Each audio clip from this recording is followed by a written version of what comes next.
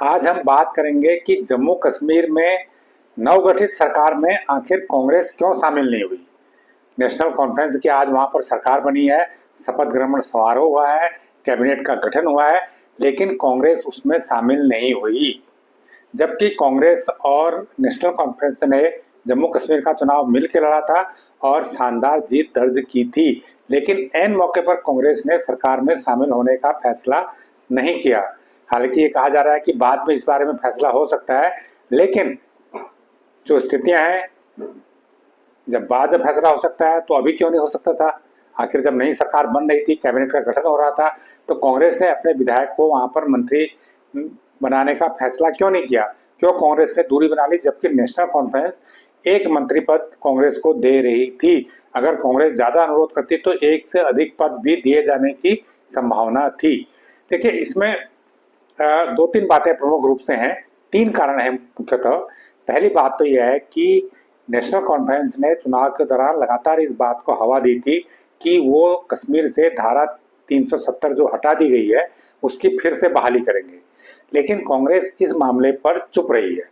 कांग्रेस ने कभी भी ये नहीं कहा ऑफिशियली कि हम धारा 370 को फिर से बहाल करेंगे, चाहे कांग्रेस का राष्ट्रीय स्तर पर घोषणा पत्र हो, चाहे जम्मू कश्मीर में चुनाव प्रचार के दौरान हो, कांग्रेस ने कभी भी इस बात को नहीं कहा। तो इसका मतलब ये हुआ कि कांग्रेस धारा 370 को फिर से बहाल करने के पक्ष में नहीं है, या वो कोई ऐसा वादा जनता से नहीं करना चाहती है। जबकि नेशनल कॉन्फ्रेंस के प्रमुख जो है उमर अब्दुल्ला लगातार इस तरह का वादा जनता से कर रहे हैं। हालांकि वो ऐसा कुछ कर नहीं सकते हैं क्योंकि उनके पास ऐसा करने की ताकत नहीं है, लेकिन वो जनता को लगातार बरगला रहे हैं। अब जब वहां पर सरकार का गठन हुआ, उसमें कांग्रेस और नेशनल कॉन्फ्रेंस ने जैसे कि मिलकर चुनाव लड़ा था, हम सब जानते हैं, और स्पष्ट बहुमत भी उन्होंने हासिल किया है, लेकिन कांग्रेस ने सरकार में शामिल होने से दूरी बना ली।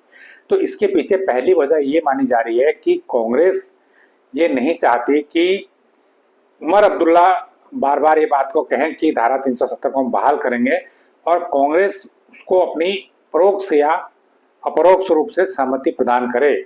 अगर कांग्रेस सरकार में शामिल होती है और उमर अब्दुल्ला इस बात को बार बार दोहराते हैं तो ये माना जाएगा कि कांग्रेस भी इसके पक्ष में है, जबकि कांग्रेस ऐसा नहीं दिखना चाहती है। वो पक्ष में है या नहीं है, लेकिन वो पब्लिक में ऐसा नहीं दिखना चाहती है। ये एक पहला कारण है। तो इसलिए कांग्रेस ने शायद सरकार से दूरी बना ली, लेकिन बाहर से उसका समर्थन जारी रहेगा। बाहर से समर्थन बनाने में काफी हद तक कांग्रेस सेफ हो जाती है। वो ये कह सकती है कि सरकार जो कदम उठा रही है, मान लीजिए कल को उमर अब्दुल्ला विधानसभा में प्रस्ताव ले आते हैं कि धारा 370 की बहाली हो, लेकिन कांग्रेस उसमें भागीदार इसलिए नहीं मानी जाएगी क्योंकि कांग्रेस बाहर से है और वो उस पर चुप रह सकती है, उस पर साइलेंट रह सकती है, तो कांग्रेस उससे बच सकती है।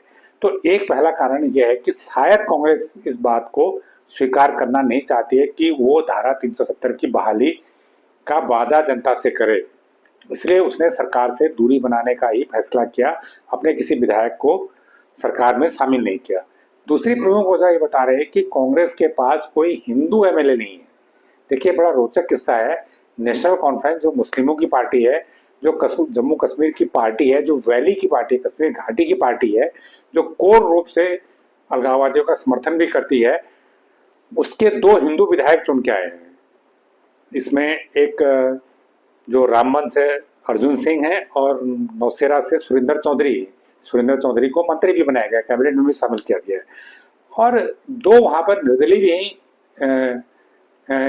हिंदू विधायक भी चुने गए हैं।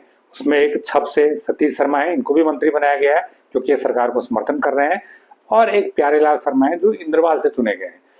और बाकी जो बीजेपी के 29 विधायक हैं वो तो सारे हिंदू हैं ही, लेकिन नेशनल कॉन्फ्रेंस के दो हिंदू विधायक चुने गए हैं और दो निर्दलीय हिंदू विधायक चुने गए हैं। जबकि 29 विधायक बीजेपी के हैं, वो सभी हिंदू हैं। और ये बता दें कि घाटी में जो हिंदुओं की आबादी है वो करीब 28% के आसपास है। इस प्रकार देखा जाए तो 29 विधायक बीजेपी के और 4 ये 29 और 33 विधायक जो है हिंदू वहां पर चुने गए हैं 90 में से। तो बहुत ठीक ठाक संतोषजनक ये आंकड़ा कह सकते हैं। लेकिन कांग्रेस के जो 6 विधायक चुने गए, कांग्रेस ने 26 सीटों पर चुनाव लड़ा था और उसने हिंदुओं को भी टिकट दिए थे, ऐसा नहीं है कि जम्मू रीजन में दिए थे, लेकिन जम्मू रीजन में बीजेपी क्लीन स्वीप कर गई और बीजेपी ने जो जम्मू रीजन की सीटें थी, 37 सीटें थी, उसमें से 29 सीटें बीजेपी ने जीत ली और कांग्रेस को वहां पर मौका नहीं मिला। इक्का दुक्का सीट ही कांग्रेस जीत पाई, लेकिन कांग्रेस का कोई हिंदू उम्मीदवार वहां पर नहीं जीत पाया। कांग्रेस के 6 विधायक हैं, लेकिन 6 के 6 मुस्लिम हैं।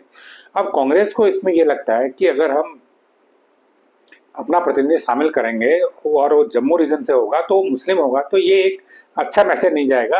अगर ये कह रहे हैं कि विशेषज्ञ कि अगर कांग्रेस के पास कोई हिंदू एमएलए होता तो निश्चित रूप से कांग्रेस सरकार में शामिल होती और हिंदू एमएलए को आगे करती। तो ये कांग्रेस की एक जो छवि है, ये छवि कश्मीर तक नहीं है। कश्मीर तो छोटा सा स्टेट है, पूरा देश भर में जो मैसेज जाना है वो कांग्रेस देना चाहती है, इसलिए कांग्रेस ने इसमें अपने विधायक को मंत्री बनाने का फैसला नहीं किया। तीसरा एक वजह ये बताई जा रही, कांग्रेस चाहती है कि वो अपना विधायक शामिल करे, मंत्रिमंडल में शामिल हो, सरकार में हिस्सेदारी लो, लेकिन इससे पहले नेशनल कॉन्फ्रेंस और कांग्रेस मिलकर एक कॉमन मिनिमम प्रोग्राम तय कर ले कि किन मुद्दों को हमने अगले 5 सालों में चर्चा करनी है, किन मुद्दों पर हमें काम करना है और किन मुद्दों पे काम नहीं करना है।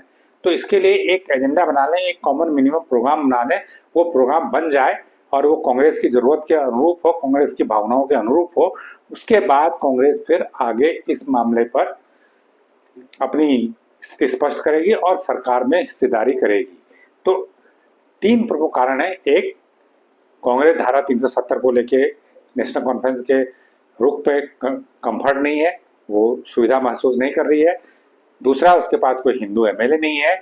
तीसरा, वो चाहती है कि कॉमन मिनिमम प्रोग्राम पहले तय हो, उसके बाद वो सरकार में हिस्सेदारी करे। ताकि अब ऐसा कांग्रेस क्यों कर रही है? देखिए, कांग्रेस को जम्मू कश्मीर की राजनीति नहीं करनी है, नेशनल कॉन्फ्रेंस को सिर्फ जम्मू कश्मीर की राजनीति करनी है, कांग्रेस को पूरा देश भर की राजनीति करनी है। और कांग्रेस पिछले चुनाव में देखें तो कांग्रेस आगे बढ़ रही है, उसकी सीटें 99 तक पहुंच गई हैं जो 50-55 के आसपास थी। तो कांग्रेस को पूरी देश की राजनीति करनी है। तो कांग्रेस जैसे ही अगर सरकार में शामिल होगी तो बीजेपी उस पर हमला करेगी कि धारा 370 पर उसका रुख क्या है, रुख स्पष्ट करे।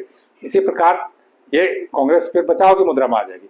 तो इसलिए कांग्रेस फूक फूक के कदम रख रही है और इसलिए उसने पहले ये उसका जो कदम है, ये मुझे लगता है कि सटीक कदम है कि उसने अपने विधायक को मंत्री बनाने में कोई जल्दबाजी नहीं की, सरकार में शामिल होने की कोई जल्दबाजी नहीं की।